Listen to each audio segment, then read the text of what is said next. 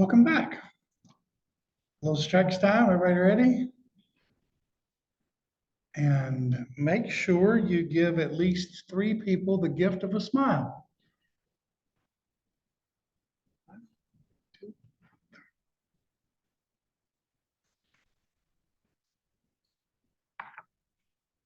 You Zoomies can smile at each other too.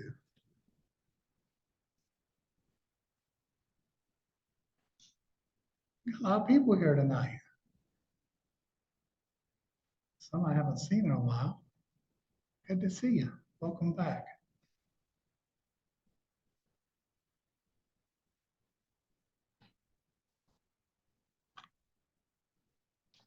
I want to spend our Dharma time tonight exploring a new word. It's a new word for me anyway. It'll probably be a new word for you, even if you know it after I pronounce it. Because it's one of those Pali words. And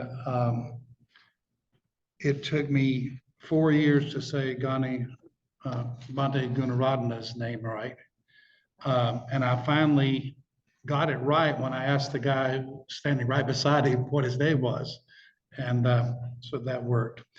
This one is Ehipasseko. There's a head that knows that. I was close enough that you got it. Ehipasseko, come and see is the Pali word. And tonight we're going to talk a little bit about beliefs and what can turn beliefs into action and experience. So what are beliefs?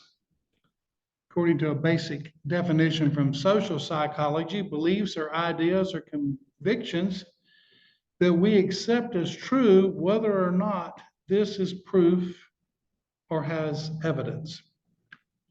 And one of the first beliefs that I learned in grade school was a little sing-song. In 1492, Columbus sailed. Yeah, you had it. You were right there. Moses sailed the ocean, and people were so worried that he was going to fall off. I mean, and this was a real belief at the time. What we believe may influence us more profoundly than what we know. And beliefs are actually at the cornerstone of some of the world religions. If you were raised in the Christian or Orthodox tradition, you probably learned either the Apostles' Creed or the Nicene Creed. And they both start, I believe. For Islam, the primary confession is the Shahada. In Judaism, it's the Shema. There are various mantras in Hinduism and Zoroastrianism that declare certain elements of belief. And some of the key points of belief have to do with the fact of a lack of certainty or evidence, and the fact that passionate beliefs are infused with intense emotion and can be activating and motivating. Think historically of how many wars have come about because of belief. People believe because they become emotionally attached to an idea. And if you've heard me talk before, you probably heard my definition that an emotion is a feeling with a story attached to it. So lots of stories create a culture, create tradition in such a way that people respond to these ideas. And sometimes beliefs are used to make calculations about future events. In football season, that's called betting. Good luck with that. To know is different than to believe. For example, we know the designations for specific people, places, or things that are stored in memory. Thus, we know that California is a state. A woody plant with a trunk is a tree. Yet, unlike knowledge, beliefs may lack certainty or evidence, even though we may state them with conviction and a sense of truth. Beliefs can govern our lives, and there are leaders who have used beliefs to govern the lives of people even to the point of death. 1978, the Jonestown Massacre. People's Temple cult, at the prompting of their leader, Jim Jones, after being investigated by Congressman Ryan, they enacted a suicide plan that took the lives of over 900 people. 300 of those were 17 and under. So where do our beliefs originate?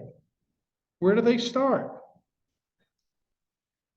First of all, we can blame it on good old mom and dad. What we're exposed to early in life, religiously, culturally. As a child, I accomplished a great feat when I learned how to properly say Cherville. Now I say Cherryville. And when I talk to people that I knew in Cherville, they say, "What in the world happened to you? You can't even say the name of our town right." School experiences. What we studied or didn't study.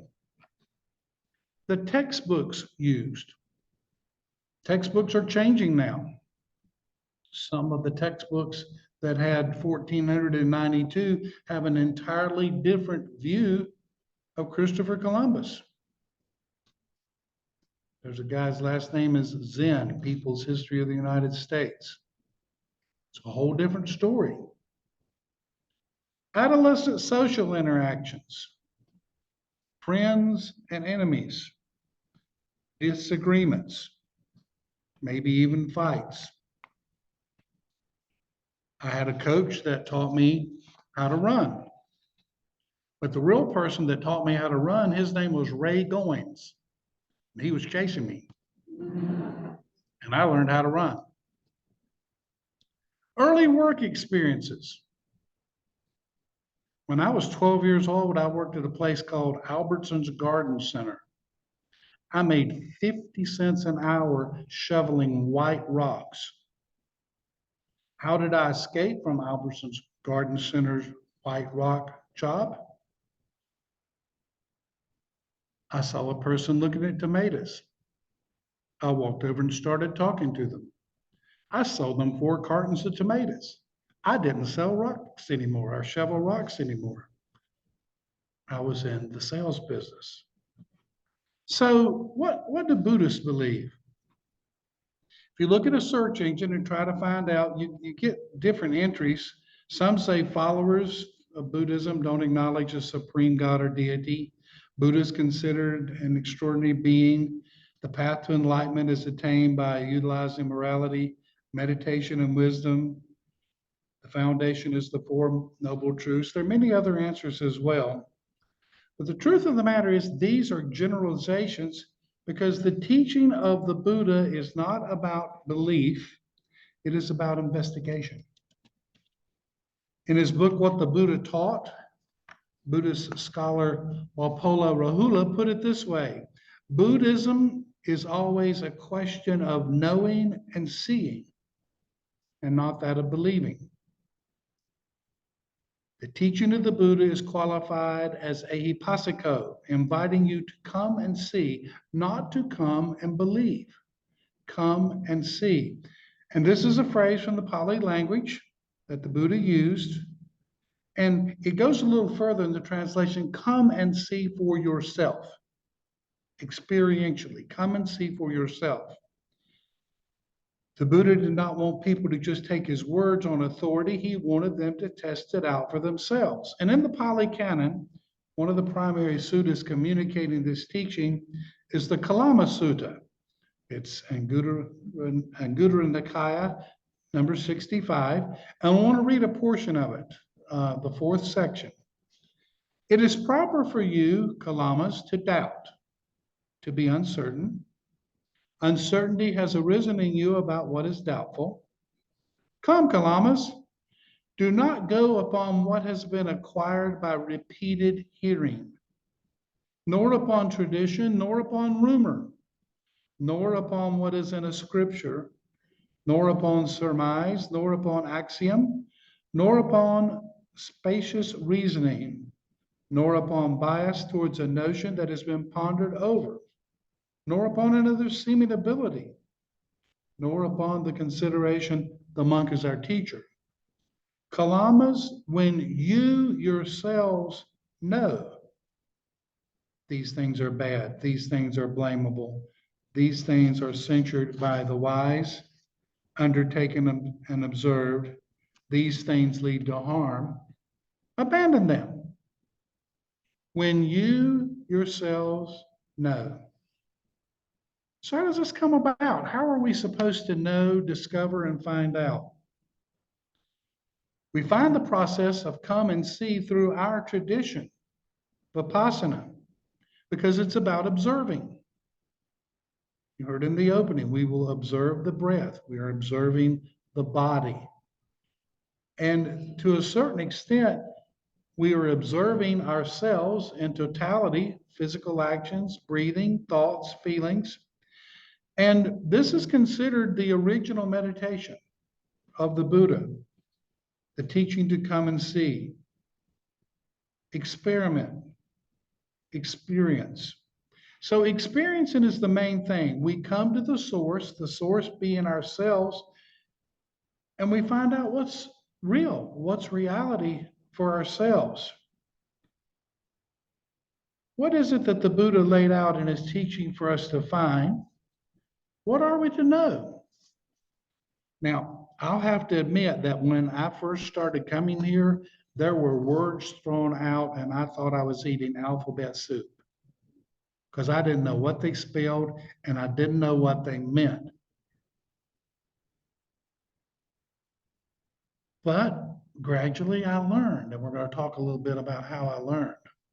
So let's start with the three characteristics of existence. The easiest one for me is impermanence.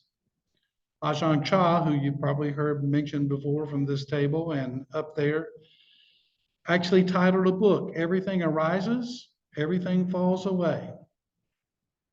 The breath arises, there's one, the breath falls away. We know this principle because we've heard it over and over, but come and see asks us to learn it in such a way that we can describe it from experience. Things change all around us. We change. When I was a young man, one of my biggest adventures in the morning was to wake up and look at my face and just to see what was there. I did it the other day. There's something, Dirk, right there. I have no idea what it is. And I've rubbed this little cream on it, and I don't know where it came from. And I paid $9 for that cream. And I am not getting any satisfaction whatsoever from that cream on whatever this is. And when I wake up tomorrow, there could be another one on the other side. And I will use the cream again. Milk changes. You don't think milk changes? Go into a male dorm in college and open the refrigerator. So does bananas. My grandmother she thought she was so smart. I'm not going to buy green bananas. I might not live. Things change. By definition, all conditioned phenomena are impermanent and subject to constant change. Hopefully, we're going to be changing around here. Because have you noticed every Wednesday night we play this game, how many Dharma leaders does it take to get the internet on? Now, you want to talk about betting, that would be a real good over and under. How many is it going to take? Will there be 3? Will there be 4? Will there be 2?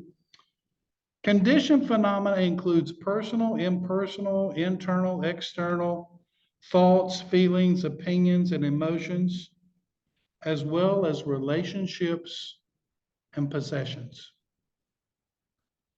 Thich Nhat Hanh said, it is not impermanence that makes us suffer. What makes us suffer is wanting things to be permanent when they are not. Wanting things to be permanent when they're not. And I remember a Dharma talk several years ago I heard by Gil Fronsdale. And he basically said there is a land in between the way things are and the way you want them to be. And if you find yourself in that land, you are suffering. And you are bringing suffering upon yourself.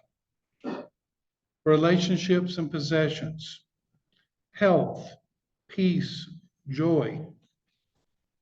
When we get to the point that we really experience, we get the opportunity of really understanding. And I would challenge you to think of how, from personal experience, you would explain impermanence to someone. How would you do it? Dukkha, usually translated as suffering, but perhaps more clearly defined by the phrase, life does not satisfy. Even Mick Jagger knows that. He can't get no satisfaction. And at the root of all this is craving or attachment. The third one, how we see self, non-self, not a permanent self. Read something last week in Thanissaro Bhikkhu's book, Noble Strategy. He's the guy who's the abbot of the Metaforest Monastery out in the San Diego area.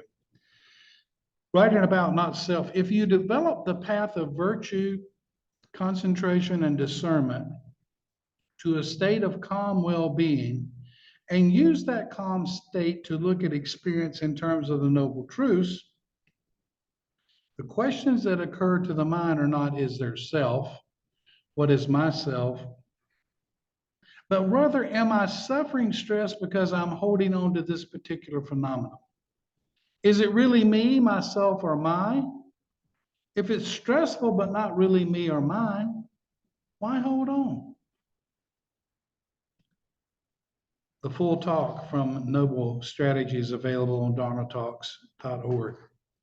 There are other things we're invited to come and see. The Four Noble Truths, the truth of suffering, uneasiness, dissatisfaction that arises, the truth of the cause, I can't get no satisfaction, or being,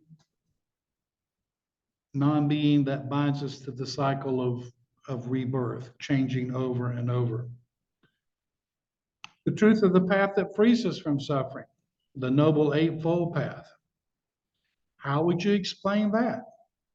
I had to come up with a little formula to learn all 8 of them when I was in class. I'm pointing at Clyde and Debbie. I had to come up with a little formula, but I learned them. And the 3 in the middle involved in one of my sister's nicknames. But I learned it. And EMC at the end can be EMC squared if you say it twice. The 5 aggregates of cleaning, form, matter, feeling. All these come together in such a way that you can read about it and not know. Now, there's still a couple I don't really know. I mean, I can recite pretty well dependent origination, but please don't ask me to do a talk on it. You will go to sleep in 5 minutes and I'll be asleep in 7. I just can't do it. But come and see is a distinguishing factor of Vipassana. Because in this meditation, we're invited to use ourselves as an experiment and then apply these other things and experience them into our lives. That's what we're asked to do. Know through experience. People start meditating for various reasons. A list I found on a book on healthy habits put it this way. Here's what meditation does. In the short term, it interrupts stress hormones, cortisol, lowers anxiety, calms the mind. They obviously haven't been looking that long. Boosts focus, lowers heart rate, lowers blood pressure, increases blood flow to the brain. I sound like I'm reading about what a drug does.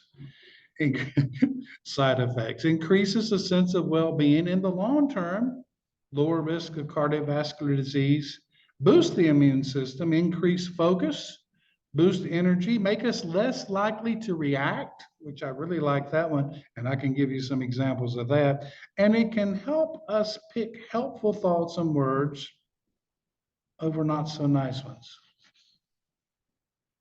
But how does this come about? And even beyond those things, how does meditation and following the principles of the Dharma help eliminate suffering in your life? How? How? The answer is simple. Come and see.